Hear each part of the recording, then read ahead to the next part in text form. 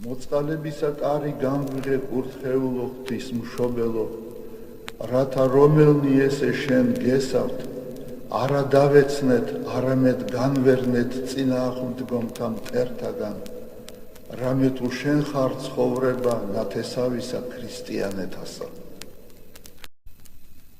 მოწყალებისა კარი გამგვიღე კურთხეულო ღვთის მშობელო, რათა რომელნი ესე შენ გესავთ, არა დავეცნეთ, არამედ განვერნეთ წინააღმდგომთა მტერთაგან, რამე თუ შენ ხარ ცხოვრება ნათესავისა ქრისტიანეთასა.